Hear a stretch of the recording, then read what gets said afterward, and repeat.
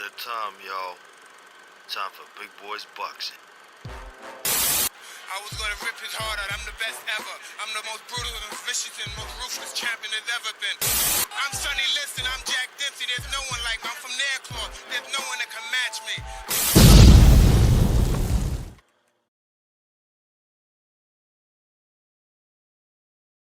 What is going on, team? Hope everybody is doing well, keeping safe wherever you are in the world. So today, got a few things to talk about. Got some fights coming up over the weekend.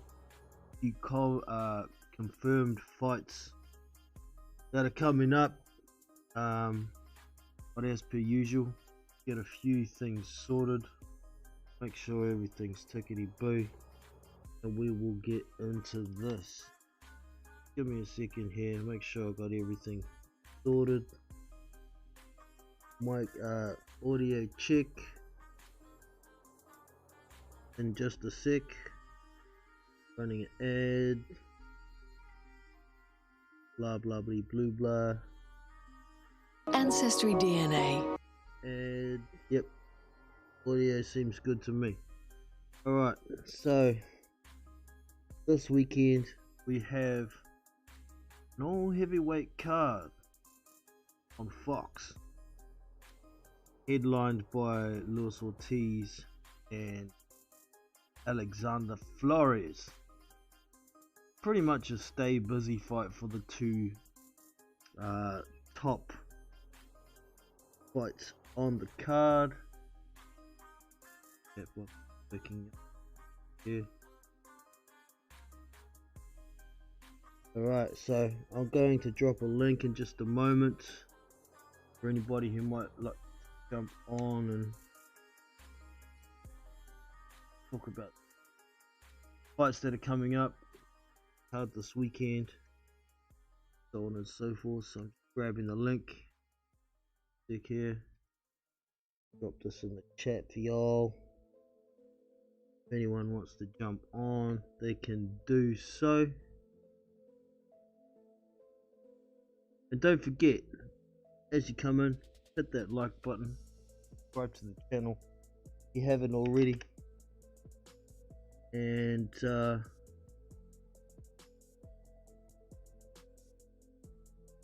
alright, there's the link dropped in the chat. I'll pin that to the top.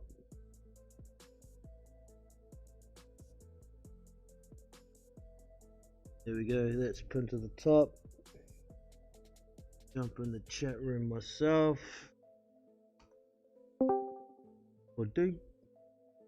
There I am. One last little bit. So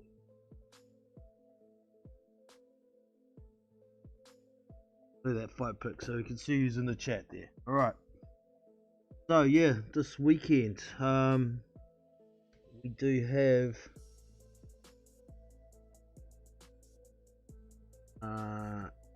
this card here. This card here is all heavyweight dust-ups, and that is the main event. Obviously, Ortiz and Flores.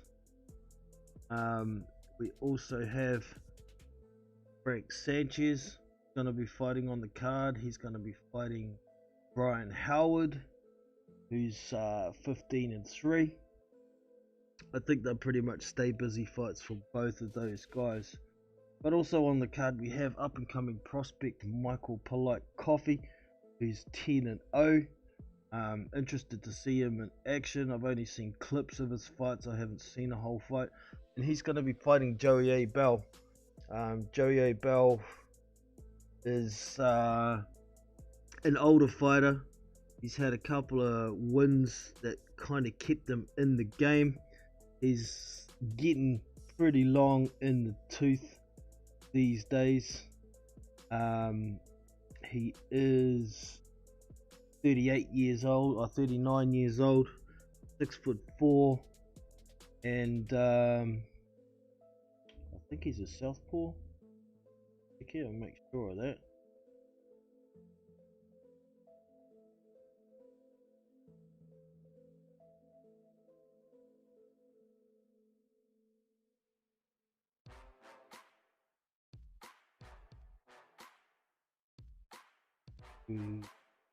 Bell.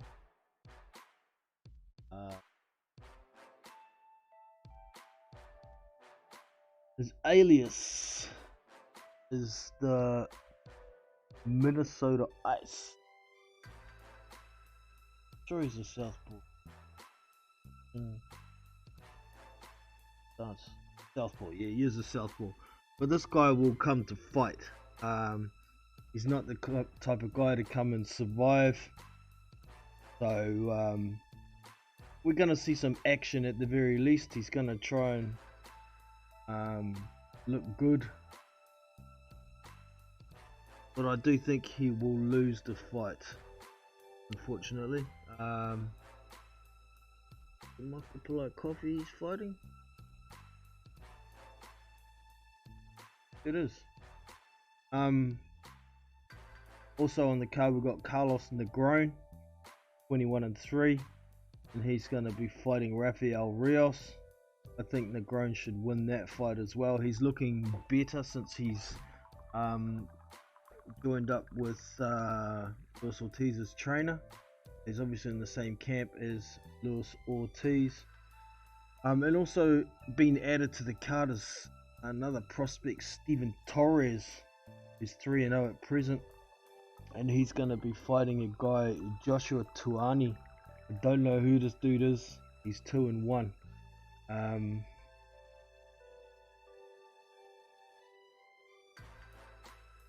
So we'll have a quick look at Steven. Where'd it go? It's Steven Torres. I don't know a lot about the dude. Hasn't got a picture. He is 22 years old. Orthodox, 6'7". He's a big unit. No registered reach. And so far he hasn't really fought anybody of note, being only 3-0 is what it is. Having a quick look.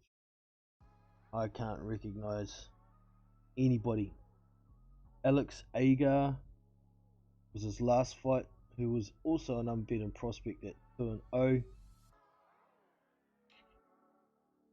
Moving, I don't know why.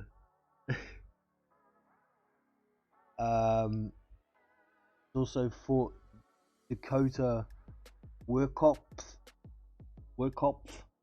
Don't know who that is. He was 1-1, and his first fight was Daniel Felix Franco, who at the time was 2-2.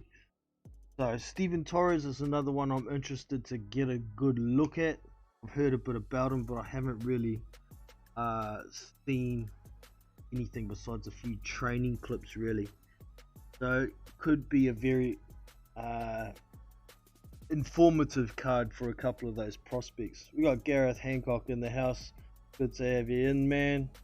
What up, Triple B? Thoughts on David Naika joining Joseph Parker's camp? Yeah, I knew it was going to happen. With the current situation with the global pandemic and Joe being in New Zealand, I mean, it's tough to get guys in from other countries, or he's used to having sparring from the US, quality sparring in Vegas, and choices are a lot more limited here in New Zealand. That is the shell. So yeah, I was thinking maybe Joseph should try and get somebody like the new Australian champion in Justice Huni over, because he moves quite well. He's only an inch shorter than Junior Farr. I thought that would be a great somebody to emulate some of what Junior Farr does.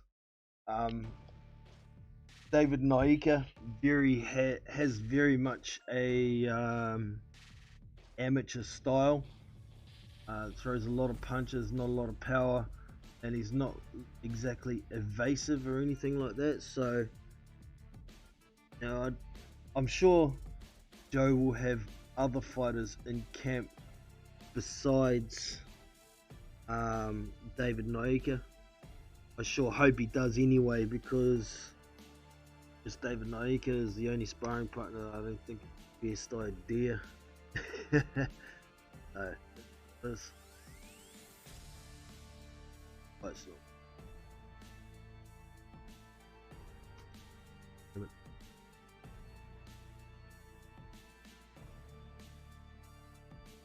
Alter it.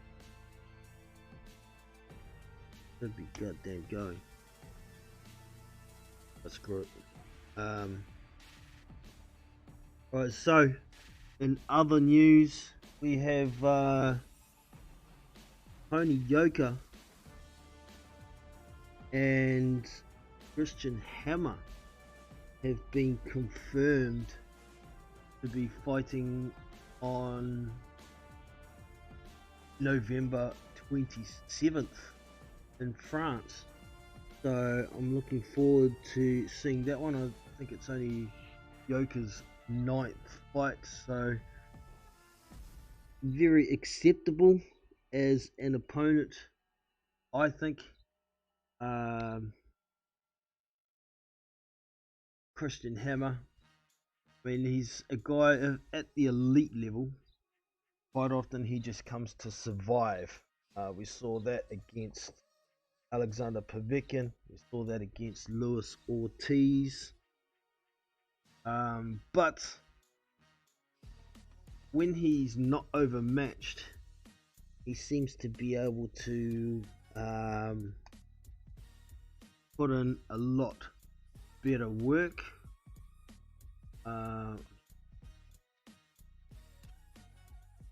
He beat Birkin Tepper, knocked him spark out. Beat Michelle Wallace, gave him his first loss, I think.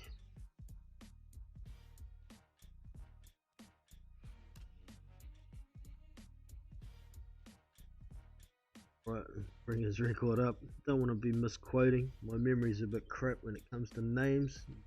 Bit of age.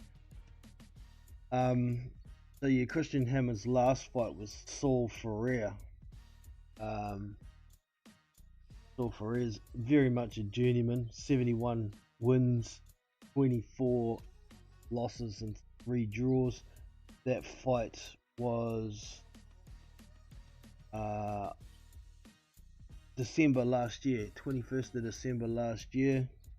But yeah, prior to his fight against Luis Ortiz, which was the fight before that, he fought Michelle Wallace and he took his O.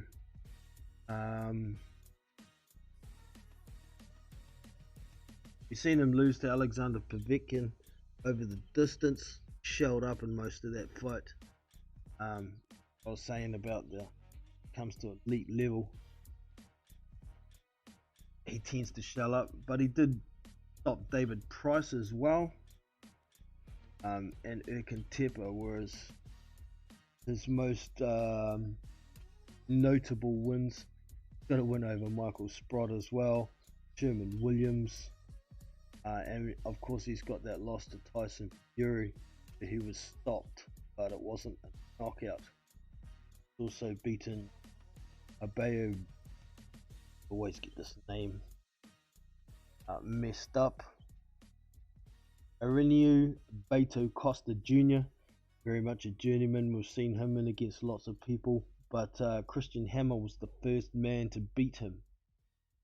That was before he fought Joseph Parker. At the time, Costa Jr. was 15-0, 2014 that he fought him. So Tony Yoka fighting this guy when he's 8-0, I don't think is a bad fight at all on the way up.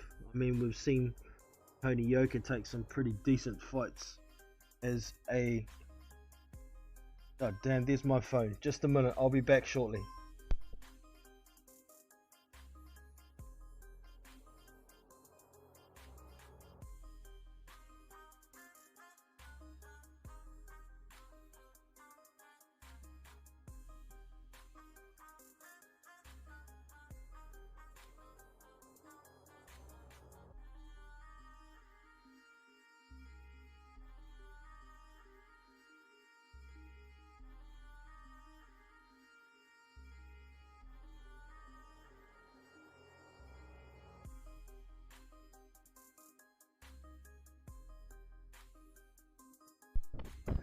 sorry about that, team. My brother calling. Got a session with kids and laser tag tomorrow, so got to organise all that shit. Alright, so sorry, back to it. Tony Yoka, yeah, we've seen him. Last fight was Johan Durpo, who he stopped in a round. Before that was Michelle Wallace. And before that was Alexander Dimitrenko, who he also stopped in 3 rounds. Dave Allen, he beat the living crap out of him. Made him have dizzy spells for a long time. And before that it was local Frenchman Cyril Leonet. And Jonathan Rice was a couple fights before that. I mean, most of these names are guys that you'd expect prospect to be fighting once they get to 10 plus fights, but he's taken them out prior to 10 fights, so it's pretty impressive in my opinion. So yeah, 27th of November in France. Kind of looking forward to that one a little bit. Now, in other news, this one here, Alexander Povetkin versus Dillian Whyte, the rematch, as we know, has been put off, as Alexander Povetkin has the Rona. He's in hospital in Moscow, so I hope he recovers well. Thoughts go out to him. And we've had a few people pipe up, say, I'll replace Povetkin, being Derek Chisora, you know, a week after he's lost to Alexander Usyk. And to be honest, I don't want to see that fight again. I don't want to see the third. I mean, White's got 2 wins over him already. Yeah, one was debatable. Many think that Chisora probably pulled off the first one, but got ripped off on the cards. The second one was definitive though, a big knockout. So it's not a fight I really want to see again. The other alternative that's piped up is Michael Hunter. That's a great fight, and Michael Hunter said he would fight him for free. So that was like really attractive. But I didn't get too excited about it. I figured, you know, there's only the rematch with Povetkin that Dillian Whyte should take to get that interim title back, possibly, or to just go straight to a title fight. As we know, Tyson Fury is looking to be fighting on the 5th of December. It's only a week. Wow. Yeah, he's looking to fight on the 5th of December. It's looking like it's going to be Edge Cavill. And a title shot against Tyson Fury would not be a bad idea. I mean, that's the whole point of trying to get the interim title back, is so he can get his title shot. But it doesn't look like Tyson Fury is interested. And the other reason I wasn't too excited about the prospect of Michael Hunter, because Dillian Whyte's locked in a fight contract with Alexander Povetkin. If he goes and fights someone else, that rematch is out the window, because it's an immediate rematch. So he can't fight someone else. If he does, he loses that opportunity. And if he happens to lose to Michael Hunter, then what's he got? He's got nothing. Got no interim title, no mandatory position, not obligated to fight anybody. And you know what? I think Michael Hunter would probably beat Dillian Whyte, to be honest. I think he's got too much movement, too much skill for Dillian Whyte. But that's just my opinion, you know.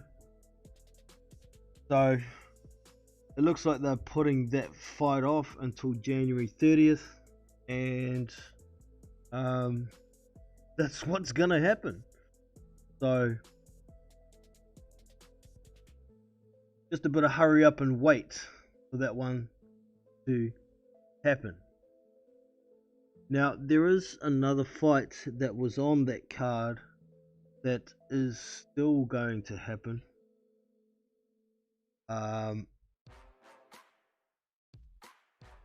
Picture. Ta-da!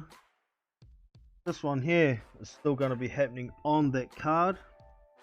The card apparently is still happening at this stage. So,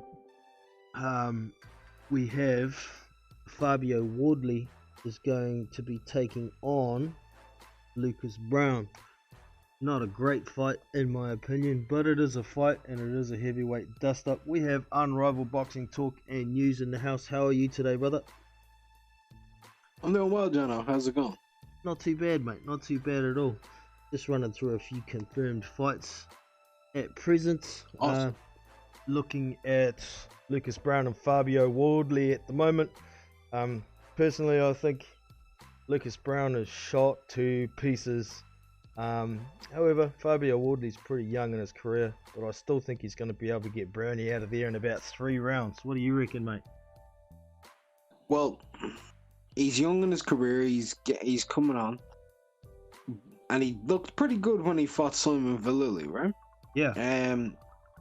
Brown looked really bad when he got destroyed by Dave Allen. He looked even worse when he got that contentious victory over Kamil Sokolovsky. Yeah, I got Fabio, man. How long do you think he's going to take to get Brown? Well, you think he's going to get him out of there, don't you? 5 rounds. 5 rounds? Yeah. 5 rounds max. I think he'll take his time early on because he'll be wary of the power, because Lucas does hit hard. We'll give him that. If he lands clean, he's 260 pounds? Roundabout, yeah. Mm-hmm. It's going to hurt if he catches him. I'm skeptical whether he's going to be able to catch him because Wardley's got pretty good movement, pretty good judge of distance. He seems to have really good reflexes as well.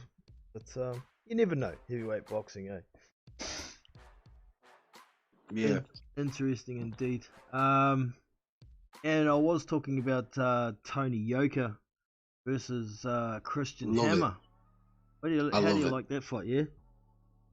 Well, this guy, he just fought the Harper, even though it's like a no contest or whatever so far, even though he won. Decimated him. Now he's fighting Christian Hammer. You gotta love it. You just gotta love it, man. Like, I know that there's certain people out there who are fans of certain fighters, right? And those fighters are really good, but they're only fighting Rydell Booker and stuff. Back to back, the Harper and Christian Hammer. He's building he's got Dimitrenko there. I'm telling you right now, he's building a very, very, very, very, very good 2012 resume, which is what prospects should be doing. Yeah, definitely. They should be beating the former guys, you know what I mean? Yeah, definitely. I'm just picking that up.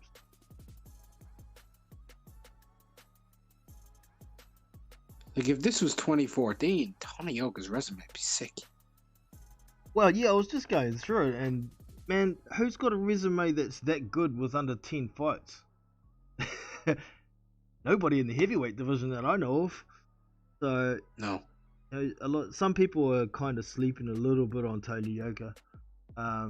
He got stopped in the amateurs, so instantly people think he's got no chin, but he was never sparked. He might have been stopped, but he is an Olympic gold medalist, right? He's very fast-handed, moves well. He's very tall. He's got extremely fast hands, and he's shown he has legit punching power.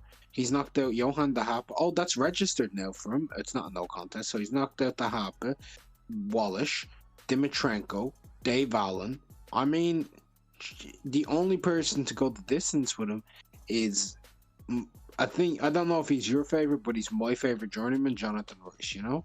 Yeah, I really do like Jonathan Rice as well. He's a great tester for these up-and-comers, eh? Look, the only reason Yoka didn't get him out of there is because it was a 6-rounder. Yeah, good point. You need 10 to 12 rounds to get Jonathan Rice's ass out of there. He just makes it so hard to get to him because he's got these long-ass arms. Yeah, definitely. Pugovic was fighting this weekend too, wasn't he? Rydell Booker. Who was I thought that was on that Sanchez card, but No, that's the Matchroom card, Devin Haney's card. yeah, that's right. Let's bring it up. There's quite a lot of heavyweight fights this weekend. Yeah, well, that Fox card's got 5 heavyweight scraps on it, and nothing else. So that's good for me. Being Well, I heavyweight mean, that's too. not the. I mean, the Fox card has that. Then you've got Zhili Zhang is fighting Devin Vargas on the Matchroom card. Filip Hrgovic versus Booker. You've also got, I believe, Evgeny Ramonov is fighting Sergey Liahovic. He is. Yeah, I don't know what Sergey's still doing in the ring at his age and how many times he's been sparked. How did he get a medical certificate? I don't know, but he is fighting him, so it could be interesting. And I had totally forgot about Zhili Zhang and Devin Vargas as well. I think that fight could be a little more interesting than people are thinking too. Zhili Zhang getting long in the tooth. What is he, 38 years old or something? Yeah, but And Devin Vargas looks. Devin Vargas, yeah, well, he can box a bit, can't he? He's got a few losses on his record now, being 6. But a lot of them are to blue chip prospects on up. So, but Zhili Zhang, been watching a few of his fights recently, and I don't know if it's age or something. He seems to be laboring to a few victories here and there now. I don't know. Maybe Vargas can give him at least a few rounds. Zhili Zhang's last fight was Andre Rudenko, who's extremely durable. So it's expected that he may look a little bit laboured against somebody like that. It's hard to kind of knock that dude out, bro. Yeah. Has anybody We're ever big stopped him? I fans of don't him think over here. anybody stopped him, eh? Knocked out who? Rudenko? Yeah. Going through his most notable in my head. How many losses does Rudenko actually have? Is it 5? Yeah. He's got 5 losses, so like that's Jean Caballel, Povetkin, and Povetkin didn't stop him. Lucas Brown didn't, and Huey Fury definitely didn't. Those are his 5 losses. So no, he's never been stopped. Never been stopped, so yeah. It's understandable that Zhili would look a How many little... times has he been dropped? I don't even think Povetkin dropped him, did he? No, I know Povetkin- Caballel did. Yeah, Caballel, it was like a flash knockdown though, wasn't it? Yeah. Did Lucas Brown put him down once? No, he didn't. Like, I remember Brown was cutting that fight. Yeah, he was. There's a couple of fights before that, the Shigeru fight for him, wasn't it? So, pretty good nick there. Yeah, I don't think... I think this dude's only been dropped once, and it was a flash knockdown off balance. Yeah. Bridget Caballel. Looking through Zhili's record. He got dropped by somebody. Who was it? Shit, I can remember who Zhili got dropped by. It wasn't Don Hainsworth. What are you talking about? Zhili Zhang got dropped by somebody. Who was it? Wang Good. Oh, One Good, that's right. Yeah, he got dropped and then he got up and he won the fight. That was a kind of a... being lazy, thinking he was on top of One Good and got caught with a... Was it a left hand? It was a left hand caught him. Interesting. We'll see how that fight goes as well. But like you say as well, we've got Filip Hrgovic on that card as well, fighting Rydell Booker. I mean, we should at least get some rounds out of Rydell Booker. He's pretty durable. I don't expect he'll be able to put out enough. He's never volume. been stopped. Yeah, he's never been stopped. Unless you count, fighting in jail for 14 years and maybe he went down once or twice there. But yeah, it could be an interesting fight to see if Hrgovic's improved his defense a little bit. I know we're always going to know what he's going to bring with his offense. It's pretty much 1-2, 1-2, 1-2. So we'll see. But yeah. Yeah. Do you think he might be able to stop Booker or not? I think he will, but it won't be early. I'm in the same boat, but I think it's probably going to be something like a referee stop. Can't see him sparking him. Nobody sparks him, so... I think he could spark him, but it's not going to be early. He needs to break him down. He needs to be smart. He needs to not load up. If I was Hrgovic, I'd go in there, use my jab, and place body shots. Slow him down, and then when he comes into you, catch him with the check left, and just rinse and repeat that all night. It's not that hard to do to Booker. You know what I mean? It really isn't. It's just the guys who fought him, either they're not big punchers, or they're not, like, really large. You know what I mean? Yo, definitely. So I think he even, like, even gave... he's only lost to Pulev, Franklin, and Tony, right? Yeah. Since coming back, he's only fought 2 legit opponents. That's Franklin and Pulev. Yeah. I'm sorry, Hrgovic is way stronger than those guys. Definitely. How old is I'd Booker? pick He must be Hrgovic in to stop both those guys, actually. Yeah. Right out Booker. He must be long in the tooth too. Riddell Booker? Yeah. He's 39. Okay. He'll be 40 next year, February. So yeah, how much has he got left? I'm guessing he's still got plenty of hunger after being out of the game for so long, but sometimes the body doesn't do exactly what the brain says once you get to that age, so could be interesting. Well, look, against Pulev, yes, he won a couple rounds, but that was 2 40-year-olds fighting each other. You know what I mean? Both those dudes are 39. Yeah. Pulev's been terrible lately, right? So that doesn't mean Booker did well getting a couple rounds against him. Like, he got a couple of rounds against Franklin, who isn't that great either, you know? I just think Hrgovic isn't like... He's way above this. Way above this. This is a real front-running prospect. You know what I mean? This is a real dangerous prospect. Yep. Like, people do talk about him as a future champ. Yeah. Yeah, well, he started off his career with a bit of a hiss and a roar, did Filip Hrgovic, and he only started with Pavel Sauer and Rafael Zambano, love. Tom Little. That's a great debut, Zambano. Sauer. How many debut fighters has Zambano Love fought, I wonder? Quite a few. But, you know, then he stepped up to Big Sexy and Sean Turner, and he had a few decent fights earlier in his career. Mia Mansour was one that I kind of looked forward to at the time, but Mia Mansour was getting pretty old by then. He was still like 45. Kevin Johnson. Gregory Corbin. Here's one for you. He's fought, I believe, 7 debutants, right? And Filip Hrgovic is the only debutant to beat him. Okay. Wow. Oh, wait, no, that's not true. Marcelo Nascimento. Hello, Luis Nascimento. Okay. Yeah, I was kind of hoping after Hrgovic beat Eric Molina that maybe we're going to start stepping up some more. But then he ended up fighting this... Who was this guy? I don't know how to say his name. Gratozia. Okay, Andre Gratozia. Who was 8-1, but a nobody, and now he's fighting Rydell Booker.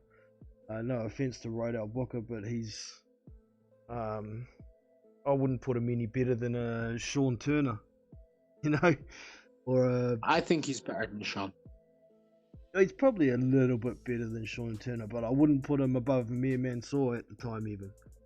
You know, well, the reality of it is Filip Hrgovic shouldn't be fighting Jermaine Franklin leftovers. No, not at all. Do you think it's something to do with this pandemic, why he's not getting decent fights at the moment, or was he supposed to be? Possibly, because he was meant to fight Jerry Forrest. He was? I don't know why that fight didn't happen once boxing came back. Jerry Forrest ended up fighting Carlos Takam instead, didn't he? Yeah. I mean, look, for me, like, I'd just like to see him fight someone a little bit more, like, I wouldn't even mind him fighting Ariola, to be honest. Yeah, I'd agree with that.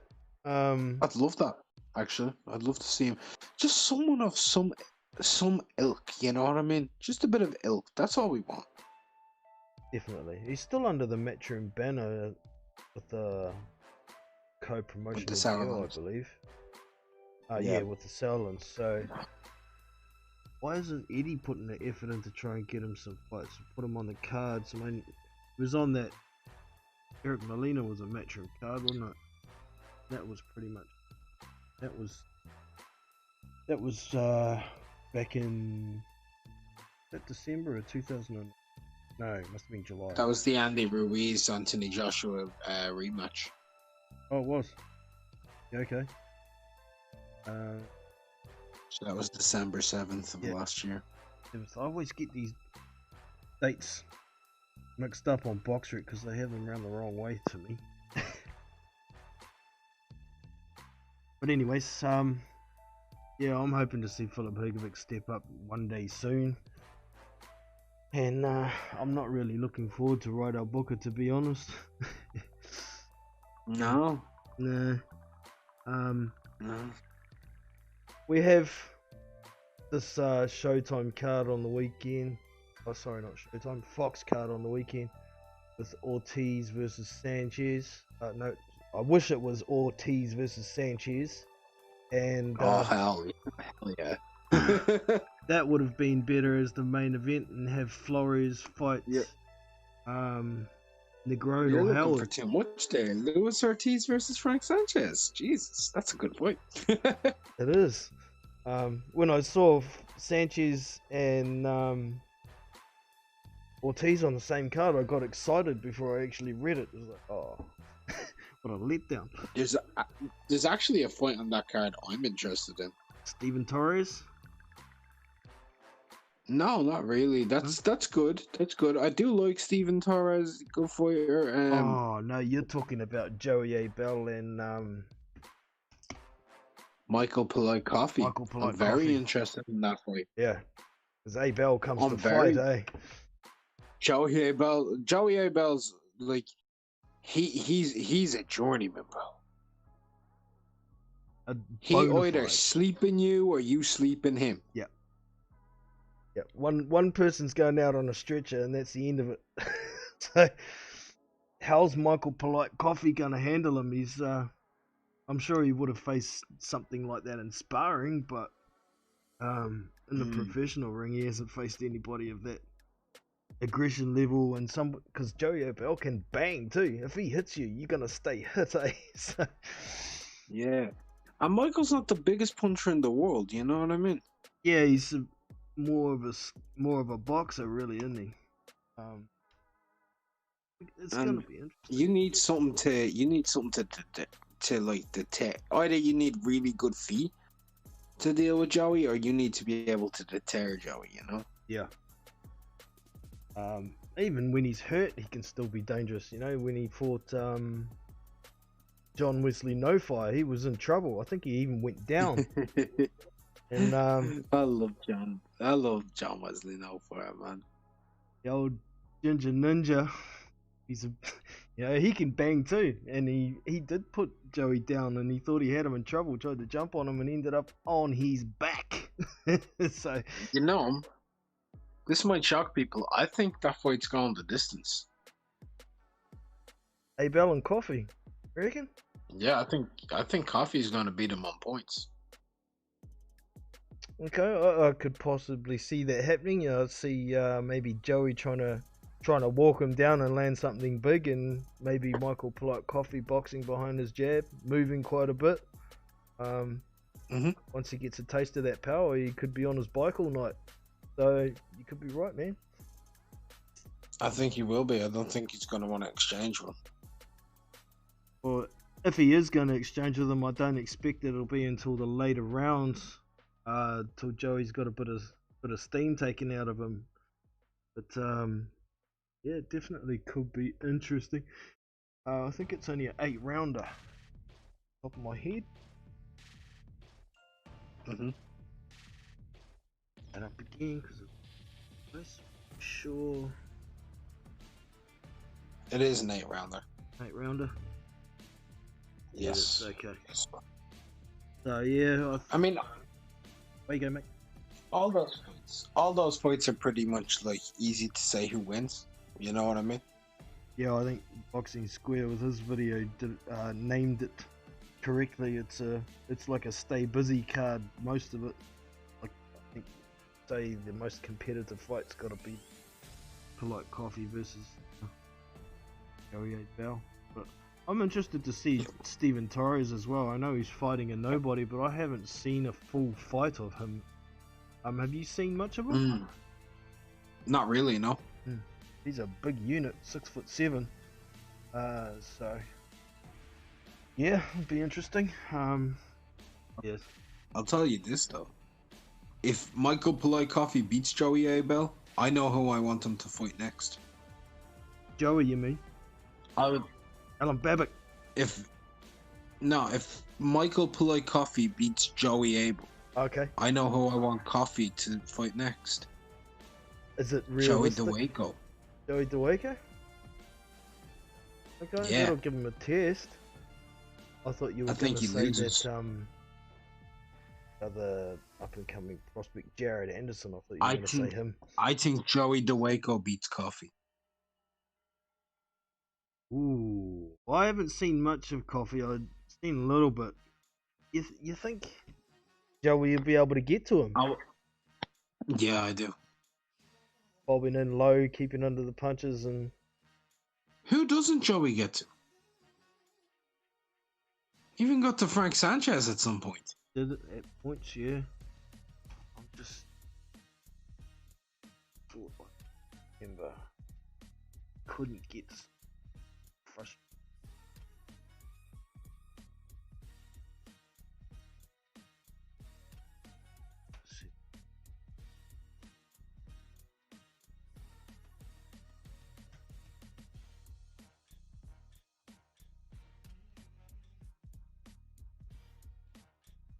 Joey. And then DeWaco is spelled DAWEJKO. Ah,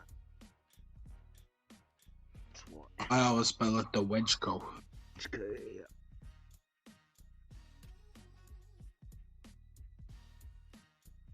Makes sense. Robert Hellenius. Ah, that it? Robert Hellenius. Oh no, so it's Rodney Hernandez. That is new. Guzman.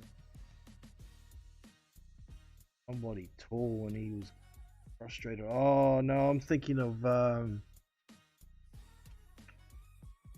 who's that guy who's just retired? Similar level to DeWaco. Father's a promoter, white dude. Vladimir Mansour, Fort Lewis Ortiz. Oh. Shit. Yeah, I'm getting. Kaufman? That's it. Yeah, Kaufman was the one I was thinking of. He's a different kettle of fish to Joey DeWaco, isn't he? So Yeah. yeah, it could be an interesting fight. Coffee versus DeWaco. DeWaco, man. I'd watch the hell out of it. I love Joey, man. Joey's a beast. He is. He got robbed against Sergey Kuzmin, man. He tries really hard to, and for a guy who's only 5'10" on a good day in today's era of heavyweights, he's pushing shit uphill, but he really does try, and he's pretty hard to stop. So yeah, He beat Sergey Kuzmin, bro. I'm kind of on the fence about that, but I don't think Kuzmin's that good and never really has been. So, but Yeah, maybe not, but like he's not bad. yeah, well, would still have been a really good win for Joey DeWaco. No doubt about it. I thought he won it. Yeah. I really did think he won. Off the top of your head, do you remember how many rounds it was? Was it a 10 rounder, that one? It was a 10-rounder. I remember scoring at 6-4 to DeWaco. So it was close. What did they score it? 6-4 Kuzman. Majority decision Kuzman. Okay. One card was a draw, and the other two judges had it 6-4 Kuzman. Okay. So they went too far off the judges, but I'll have to go back and watch that fight. And that was on a Matchroom show. That was DeBella. That was DeBella and Matchroom. And yeah, Kuzman was a Matchroom fighter, you know? Yeah. And he got a majority decision. Interesting. Alright, so we'll jump on to another subject that you may be more interested in. I mean, this Povetkin versus White fight seems to be getting put off until January 30th. Over the last couple of days, we've had a few fighters put up their hand and say they want to fight, being Derek Chisora and Michael Hunter. Michael Hunter said he'd fight for free. I really like the idea of Hunter fighting White, but at the same time, I wasn't getting too excited. It's not happening. Yeah, I thought to myself, well, if he fights White, if White fights Hunter, that would void the immediate rematch contract that he has with Alexander Povetkin. And if Hunter beat him, which I think he quite possibly could, then Dillian White's left with nothing. No chance at no title shot. So I think the only fight that White should be taking, if it's anyone besides Povetkin, is Fury. It doesn't seem like Fury's interested. Exactly. Thoughts on all of that? Would you have liked to see Hunter v White? Obviously. Yeah. And who do you think would have won? Actually, Hunter. Yeah. Points win. Or maybe Knocks a stoppage. him out late. Stops him late. Empties his gas tank and pretty much stops him through exhaustion. Yeah. I don't think Dillian White can knock out Michael Hunter. I think his chin's too good. Yeah, and I don't know if he could hit him often enough, even with a good chin, to be able to do too much damage. I think he gets pieced up on Michael. Yeah. I think the Povetkin that we saw against White looked a hell of a lot worse than the Povetkin we saw against Hunter as well. So using triangle theories, as we shouldn't do, I think Hunter actually lost that fight against Povetkin. I had it 10 rounder? I think it was. No, it was 12. Yeah, I had it 7-5 to Povetkin. I think he won the last 7 rounds, but I haven't rewatched it. Did you? Who did you have winning that Povetkin Hunter fight? Hunter. You had Hunter winning it? Yeah. Pretty much took the first 7, then, you think?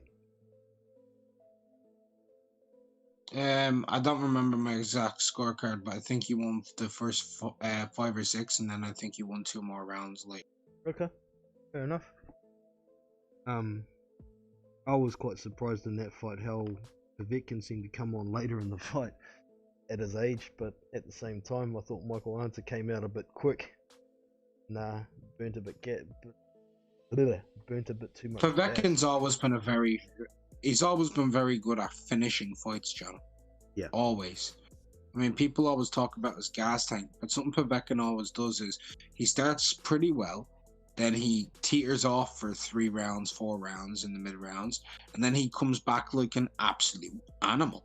Last 4 sort of thing, yeah. When you start to tire, he soaked it all up. Yeah. He makes that count. Yeah, well, just he may have always been a fighter like that, but at the same time, he hasn't always been 40. I thought a fighter at that age would start slowing down, particularly with his stamina. And I thought we saw a bit. I thought his footwork in the White fight wasn't that great in those first 4 rounds. It looked like his upper body was moving and his feet were trying to follow rather than using the feet to get where you want to go. And I think if White employs the right tactics the second time around, he's going to try and box him from distance and play it safe. Then again, it's Dillian White, who's full of dog. Can he resist getting in a tear up with Povetkin. I'll be honest with you, if he boxes him at range and plays very safe, he's gonna get knocked out. You reckon?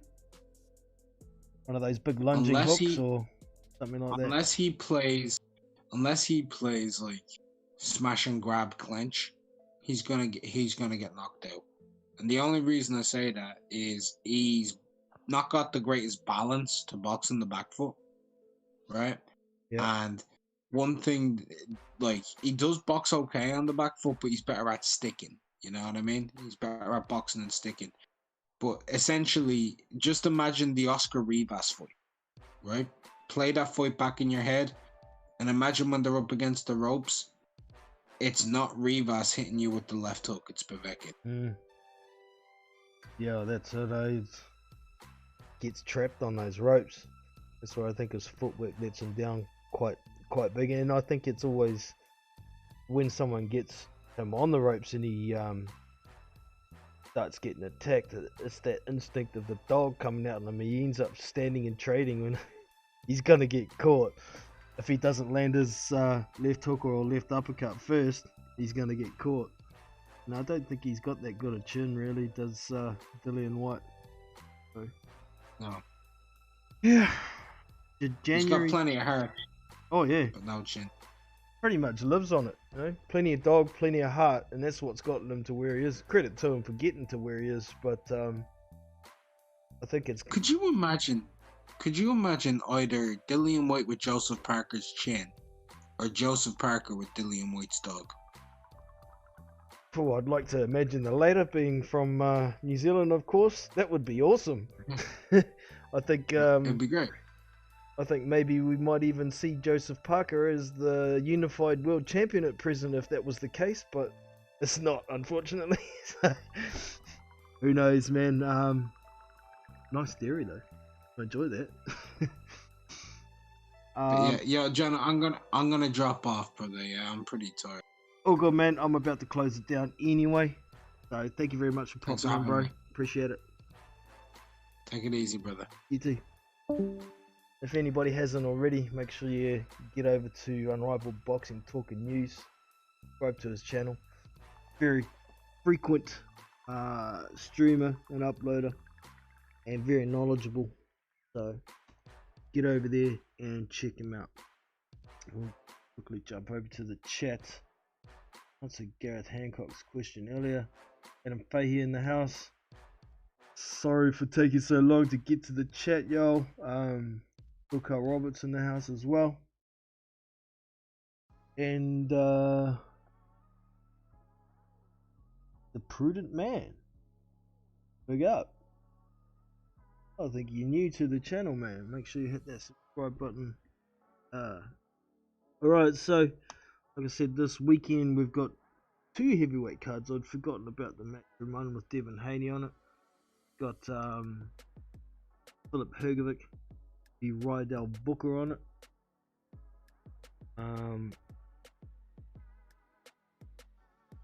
Thought there was a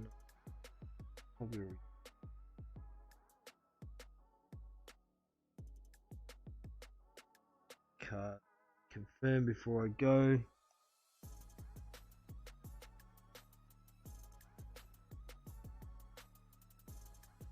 Looking it up, Philip Hrgovic. He's definitely fighting Rydell Booker this weekend. It's a 10 rounder. Might go the distance. Might not. That's on the Devin Haney versus this guy that I can't say, Gamboa. Oh yeah, we've got Zhili Zhang also on there, fighting Devin Vargas. It should be a relatively straightforward win for Zhili Zhang, but we'll see. Devin Vargas can box a bit. Also Philip Hrgovic, Rydell Booker on that card, and I'm sure there was Alan Babic fighting Tom Little on the used to be Dillian White Povetkin card.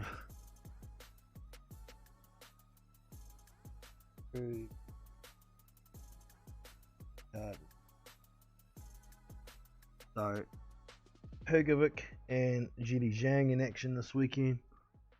Also over in the States, we've got an all heavyweight card on Fox. Frank Sanchez taking on Brian Howard. Got Luis Ortiz taking on Alexander Flores. Got Michael Polite Coffee, coming prospect, taking on Joey A. Bell. Should be the most action in that fight, I think. We also got Steven Torres taking on Rafael Rios. That card. Plenty of heavyweight action this weekend. A lot of it's only pretty much tune-up fights. And yeah, that is that. And the other couple of confirmed fights, we got Alan Babic taking on Tom Little. We got Lucas Brown taking on Fabio Maldonado. Could be interesting because Fabio's only really early in his career, but Lucas Brown is old as dirt. And yeah, that's what it is. So hope you've enjoyed the stream. We shall catch you next time. Take it easy. Look after yourselves. Keep safe. Keep your family safe. Catch you next time. And that is a wrap for today. Hope you all enjoyed today's session. If you have, be sure to hit that thumbs up button and subscribe to the channel so not to miss future content. If you'd like to get more involved with the channel, off air, and with the subscribers, you can head to the main channel page, and up on the right of the channel banner there is this Discord invite link. Once you click on that, it will take you to the Big Boys Boxing Discord server. Over here we have multiple platforms for chat. We have general chat, which is anything boxing. We have live fight links, where I drop links to fights within 24 hours of them screening. We have live fight replays. I drop the occasional replay here so you can come and watch them. We also have Fight Night Chat, which is for people who play Fight Night Champion. I play a bit of it. You can come and talk strategies, tips, whatever here. But the main thing here is this live panel voice channel.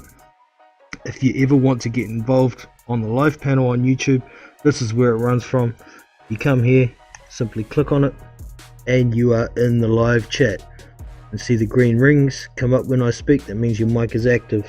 Down the bottom here, if you want to mute at any time, you can do so, like that. And if you want to get out at all, there's this hang up button right here. And that's all there is to it. So like I say, I'm Jono from Big Boys Boxing. I will catch you next time. Peace.